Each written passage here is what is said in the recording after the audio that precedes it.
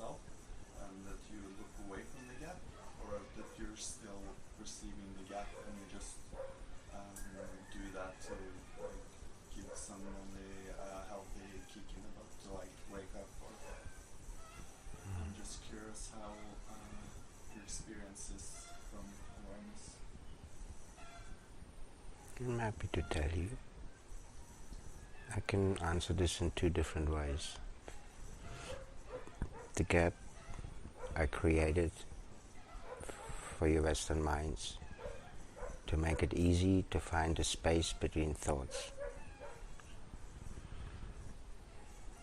When your body systems settle in that, the substances of the gap will come and take over, slowly, slowly. I've been living with this for maybe 15 odd years, thinking I'm living in the gap, learning to abide in beingness. Then, maybe 2 years ago, something else happened that I couldn't foresee on the journey. The gap vanished altogether. There's no such thing as a gap. There's only God consciousness.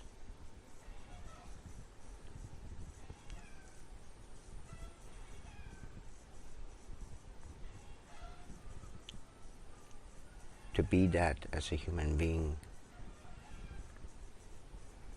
you can pretty much not do anything for or about it. For this to be, initially you learn to abide into that, and you be the small measures deliberately different than what you are so far. That is all still experiential.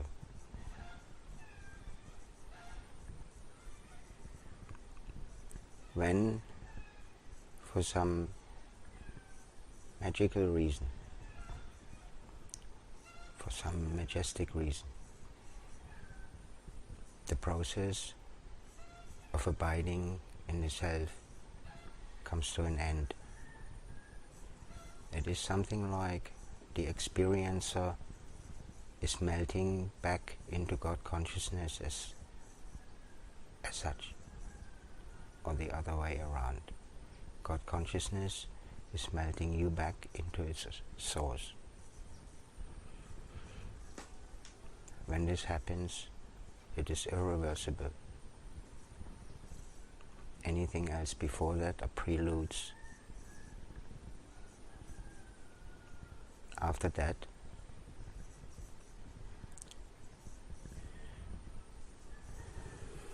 you no longer have any reference point of view.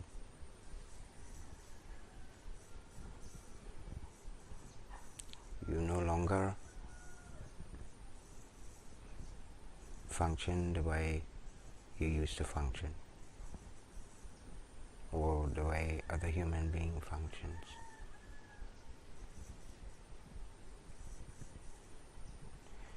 You're learning how to walk. It's the most humble thing you could ever imagine.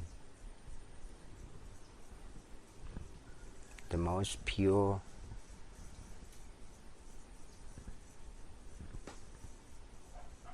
of humble, of humility, cannot be experienced. You can only be that. But then the experience stops, and everything that comes after has zero to do with you at all. I repeat that for you. Anything and everything that comes after has nothing to do with what you perceive to be a you and me at all.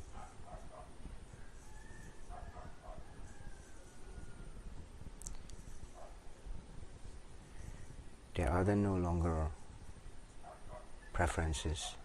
There's no longer anybody there, separate from you as God consciousness. that itself is your answer. What that is personally, I cannot tell you because I do not know. I can ask the person that has received that, and this person will most likely tell you that there was a nice reason for it. They attracted a rough. Then they can have that. 2 seconds later, I already forgotten what happened because I'm in the now. I don't know what happened.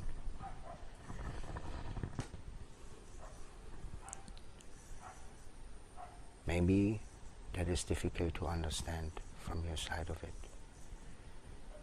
because it is not your experience.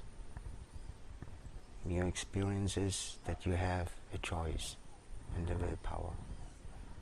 You can even shape your behavioral patterns.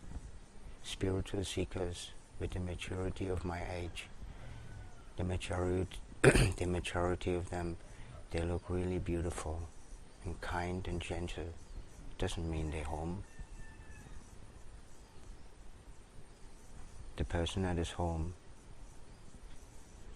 has absolutely no preference whatsoever, because this person doesn't know how to generate them. That also means, from your viewpoint of it, the form of Kali that can chop males' heads in a blink of an eye is as much valuable God consciousness as the tenderness of, let's say, Ibuma, that only embodies nurture.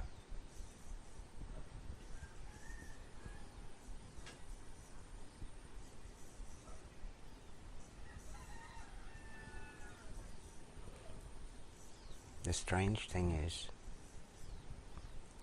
I am, and you will wonderfully not be expelled from being a human being. There's this, what is it, a Chinese saying, Buddhist saying? Before enlightenment, chop wood, carry water. And after enlightenment, you chop wood and carry water. Just like that. And it is only for you to then know what you really are. You then, this is then the only thing that you know, is that you are God. There is nothing else there. You are no longer separate from it. And I had about 1 year by myself without the satsanga. I was literally living and breathing without any reference viewpoint of view. Realities you can't even imagine to be able to handle yet. You just hang there with no reference point. You have no feelings, you have no relationships, you have nothing. But you also don't move. You simply just content with that. Have you noticed, who was that this morning? I think Margot. She held up her hand complaining that she doesn't feel any feelings, only just for 1 day. That is a very radical reference point of that. But I don't know how many lives ahead I live. And I don't mind, I don't care. But I do know what it is like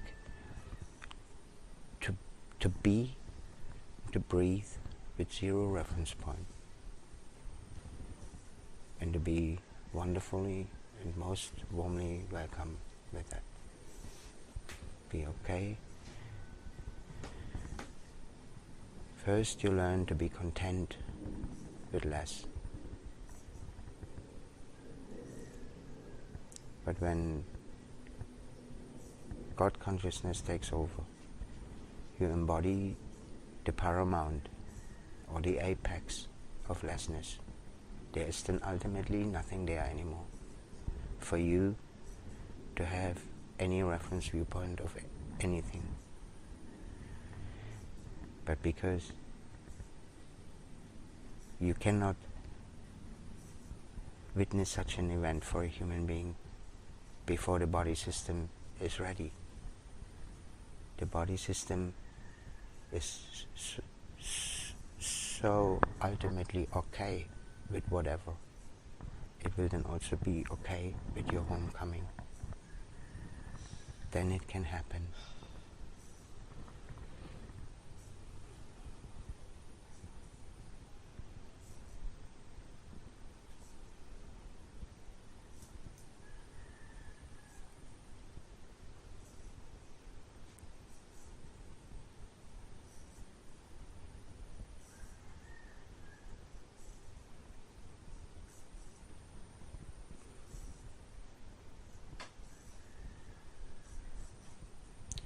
Said can give you a reference point of how many satsang teachers are on this planet and how little of them are actually having a matching life together.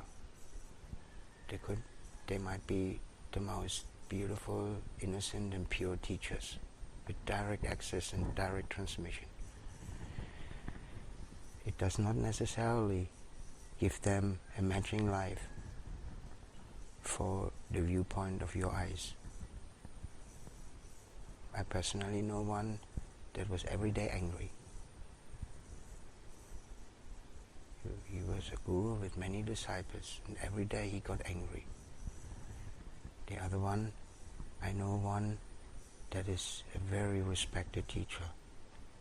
He uses sexuality to confuse his disciples.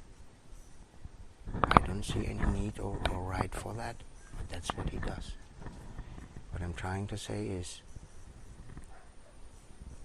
I can, just like you, only just humbly pray as a human being that my current life is in harmony with nature, that my family or my friends or my people or the people that I have in my life are resonating as kindly as I am and as I feel. That is then just a bonus.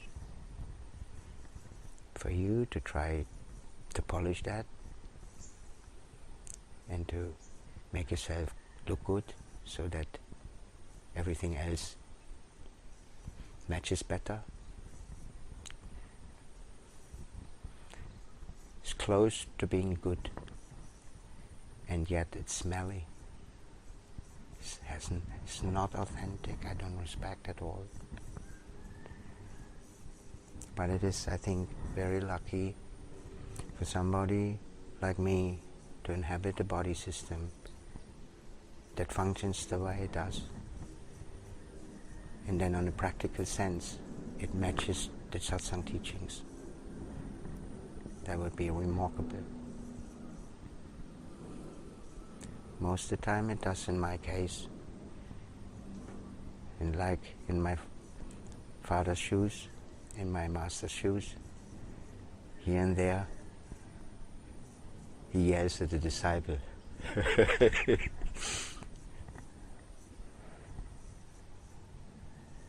I don't know why.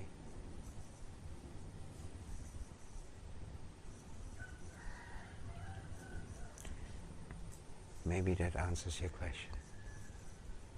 This is what it is like for me. Living the ultimate paradox I live, with absolutely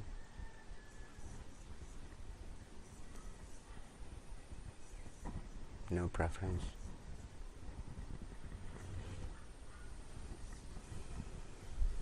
Don't care, it doesn't matter. Beg your pardon? It doesn't matter, you don't care. In you not caring, or in I not caring, is true care. human beings know as care in their duality lives is slightly different in my point. The care that I embody is very ultimate and true. I, in fact, don't even know how to not care.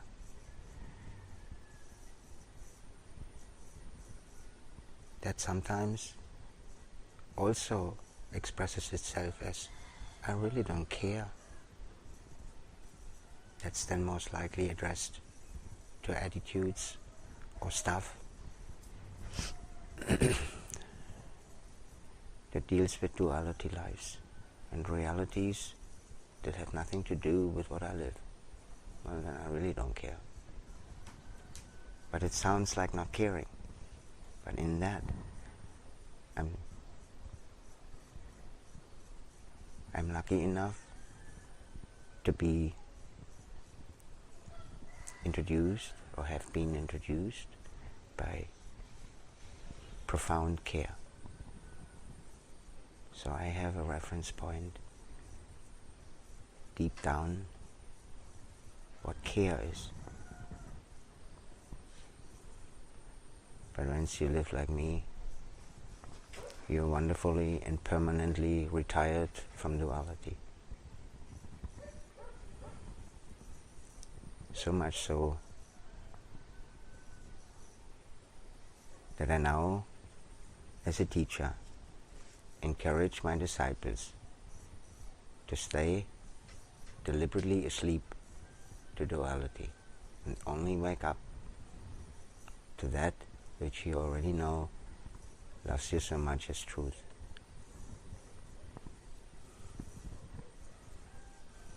Then care and love and compassion, they will follow it as a result of that, not because you learned it.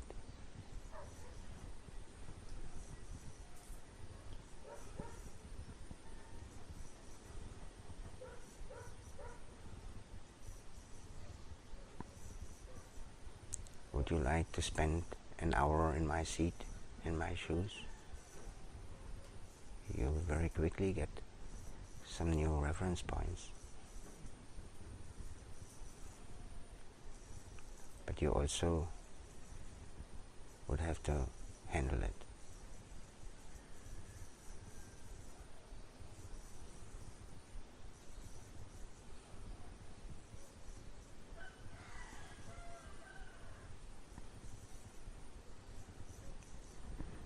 Which of course is not that difficult.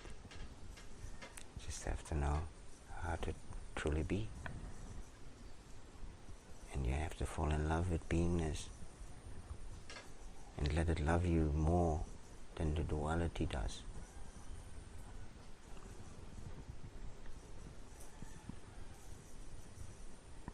Then your body system will be eagerly learn beingness in support of you, if you let it.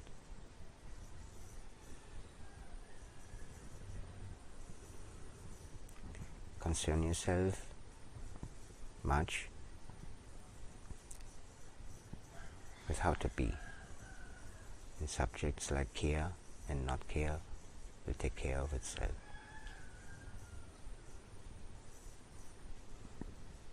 So in a way your question was relevant and wasn't really.